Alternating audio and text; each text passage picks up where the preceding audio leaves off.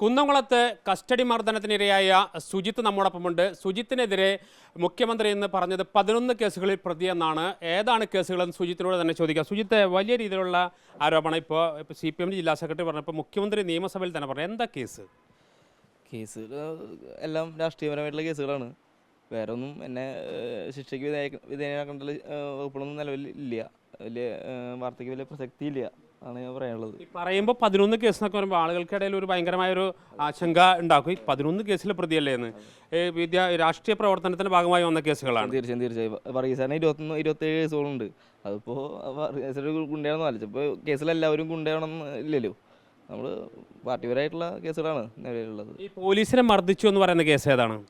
പോലീസിനെ മർദ്ദിച്ചെന്ന് പറയുന്ന case lathi charge നമ്മൾ 2020 കൊറോണ സമയത്ത് പോലീസ് സ്റ്റേഷൻ ഉപരോധം ചെയ്തിട്ടുണ്ടായിരുന്നു. ആ സമയത്ത് ഒരു സംഭവം ഉണ്ടായിട്ടുണ്ട്, ലാത്തി ചാർജൊക്കെ ആയിട്ട്. പിന്നെ ഇപ്പോൾ ഇതാണ് ഈ സംഭവം ഉണ്ടായ കേസാണ്, ഈ അവസാനത്തെ കേസാണ്. അതെ. വർഗീസേട്ടൻ എങ്ങനെ ഈ പറയുന്നത്? വർഗീസേട്ടനായിരുന്നു ഇതിന്റെ മുന്നേ ഇങ്ങനെ പറയുന്നതിൽ ഇവരുടെ അടിസ്ഥാനം എന്താ? ഇതിന്റെ രാഷ്ട്രീയം എന്താ? എനിക്കിതിൻ്റെ അടിസ്ഥാനം എന്താ, രാഷ്ട്രീയം എന്താണെന്ന് മനസ്സിലാവണല്ലേ. രാഷ്ട്രീയ ഒരു പൊതുപ്രവർത്തകനാകുമ്പോൾ കേസുണ്ടാവും. എന്താ കേസുള്ള ഒരു പൊതുപ്രവർത്തനം നടത്തണ്ടായെന്ന് പറഞ്ഞാൽ ഇവിടെ ആരും നടത്താണ്ടാവില്ല. ഇവിടുത്തെ ഏറ്റവും വലിയ CPM കുന്നംകുളത്തെ ഏറ്റവും ഒരു പ്രമുഖനായ നേതാവ് കൊലക്കേസിലെ പ്രതിയാണ്. അയാളിപ്പോൾ ജില്ലാ സെക്രട്ടേറിയറ്റ് മെമ്പറാണ്. അതേപോലെ എല്ലാവരും രാഷ്ട്രീയമാവാതിരിക്കുക എല്ലാവർക്കും ഉണ്ടാവുമല്ലോ. അപ്പോൾ ഈ കേസ് ഇപ്പോൾ ഇന്ന് നിയമസഭയിൽ പറഞ്ഞത് പിന്നെ രാഷ്ട്രീയ കേസുകളാണ്.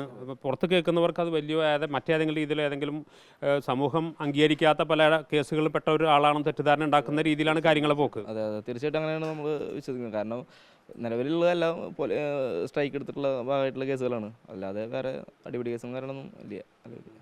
പിന്നെ ഇപ്പോൾ ഈ കല്യാണക്കും എത്തി നിൽക്കുകയാണ്. അപ്പോൾ ഇത്രയും ഞാനൊരു കുടുംബകാര്യം കൂടി ചോദിച്ചിട്ട് അവസാനിപ്പിക്കാം.